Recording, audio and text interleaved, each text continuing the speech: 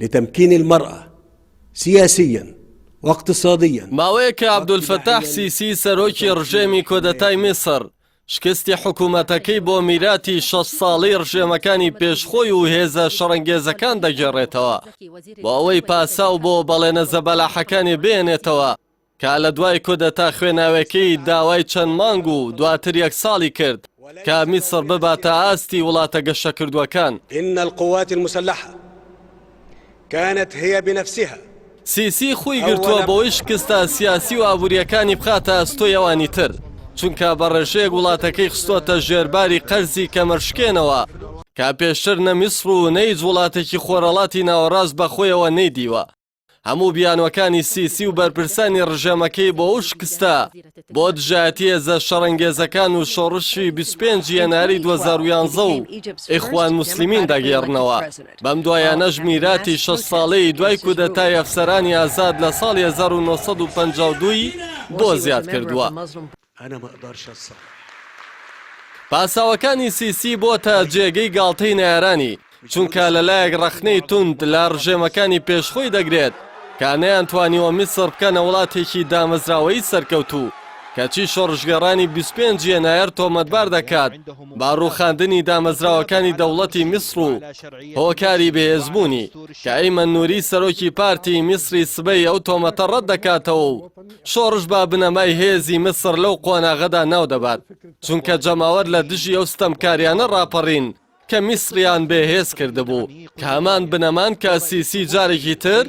با دیکتاتۆریەتەکەی حکوومەتی میسری لە پشتیوانی گەلەکەی بێبەش کردووە.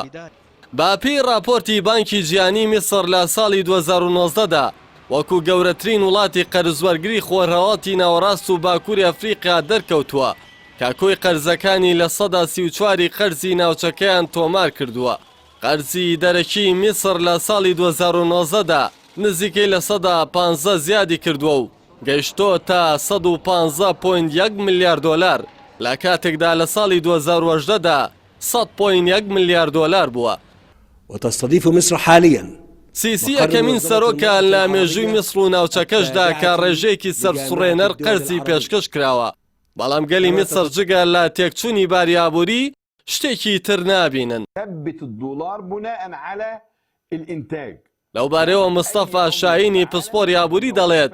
لە مێژووی میسردا هەرگیز ڕووی نەداوە لە ماوەیەکی کەمدا ڕێژەی قرز بەو شێوەیە تووشی بازدانی گەورە ببێت کە لە 44 میلیارد دۆلارەوە بگاتە 123 میلیارد دۆلار، واتە بە زیادبوونی 79 میلیارد دۆلار بە تەنیا لە سەردەمی سیسیدا کە قەرزی دەرەکی و ناوخۆیی بەو خێراییە تێپەڕیوە. هەندێک چاودێر بڕوایان وایە تا ڕادێک حکوومەتی ژەنڕاڵەکان و دەستگای هەواڵگری لە ساڵی 1952 تا ئێستا بەشدارن لە خاپوورکردنی ئابووری میسردا، بەڵام هۆکاری سەرەکی بۆەوە دەگەڕنەوە کە بە پاساوی بەرگری لە فەڵەستین و یەکێتی عەرەب و دروشمە بەرزەفڕەکان هەمیشە ئازادیەکان و مافیا وڵاتی بوون پێشێل کراون و گەل لە ژیانی مرۆڤانەی بێبەش کراوە، ئەوەش لە پێناوی ژیانی دەستەیەکی خۆسەپێنی دیکتاتۆردا کە نەک هەر میسری گەیاندە شۆڕشی جەماوەری بەڵکو خۆڕەڵاتی ناوەڕاستی گەیاندە شۆڕش و ڕاپەڕین، بەڵام گیانی بەناوازات پشتیوانی لە دیکتاتۆران و کودەتا خوێناویەکانیان دەکات، چونکە سەرقەبڵاندنی ڕژێمە دیکتاتۆرەکان لە لای ئیسرائیل لە هەر لێپرسینەوە و پابەندبوون بە یاسای نێودەوڵەتی دایان پارێزێت. وتجنب العنف الذي يؤدي إلى مزيد من الاحتقان.